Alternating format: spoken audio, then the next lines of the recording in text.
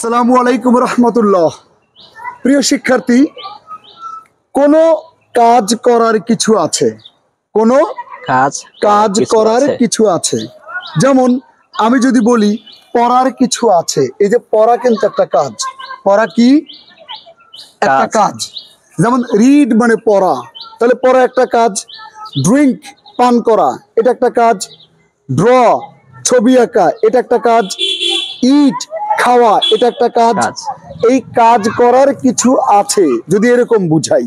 যেমন আমি যদি বলি পড়ার কিছু আছে, তাহলে এটা কি হবে?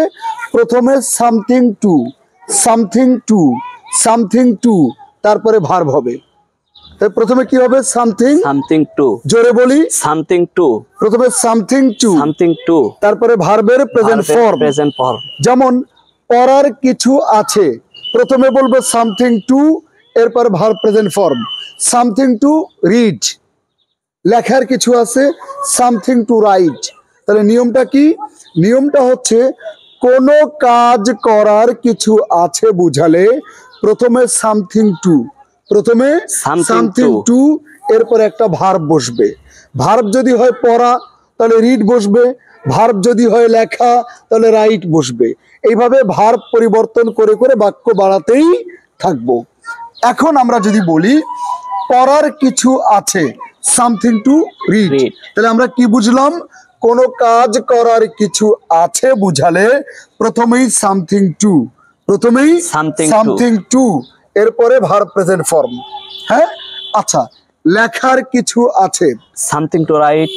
হ্যাঁ প্রিয় শিক্ষার্থী, এই যে আমি জিজ্ঞেস করলাম লেখার কিছু আছে, উত্তরটা কি আসলো? Something to right. পড়ার কিছু আছে, something to read.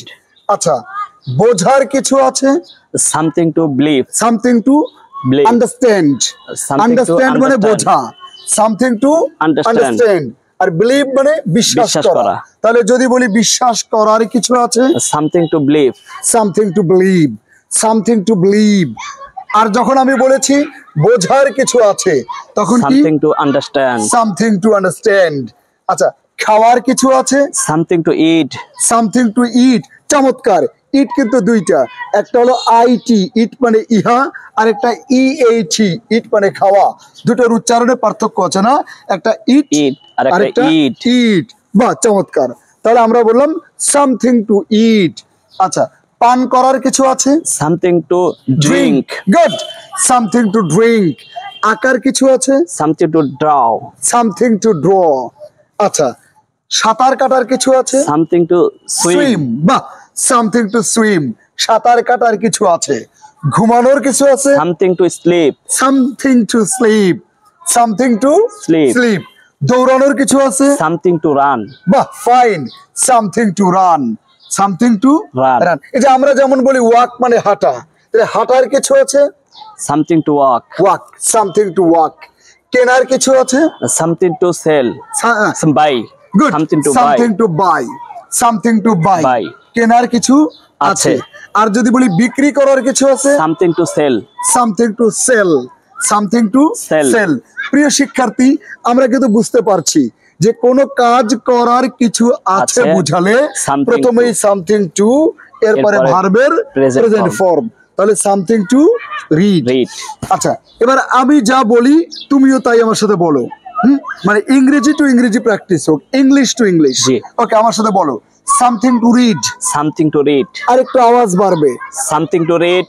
Something to write. Something to write. Something to fight. Something to fight. Something to drink. Something to drink. Something to buy. Something to buy. Something to sell. Something to sell. Something to understand. Something to understand. Something to feel, something to feel, something to think, something to think, something to imagine, something to imagine, something to swim, something to swim, something to draw, something to draw, something to buy, something to buy, something to understand, something to understand, something to run, something to run, something to sell, something to sell, something to walk, something to walk, something to read, something to read, something to think, something to think. প্রিয় শিক্ষার্থী, তাহলে আমরা কি করতে পারি? আমরা কোনো কাজ করার কিছু আছে যদি বুঝাই, সেই ক্ষেত্রে প্রথমে সামথিং টু, এরপর একটা ভার্বের প্রেজেন্ট ফর্ম দিয়ে আমরা কন্টিনিউ প্র্যাকটিস করতে থাকবো ইনশাআল্লাহ। ইনশাআল্লাহ। তাহলে something to write, something to fight, something to drink, something to believe, something to understand, something to run, এভাবে যদি আমরা প্র্যাকটিস করতে থাকি, ইংরেজি ঘরের দরজায় টাক টাক করে কোরআনের বলবে, বন্ধু আমি এসেছি। আসসালামু আলাইকুম রহমতুল্লাহ।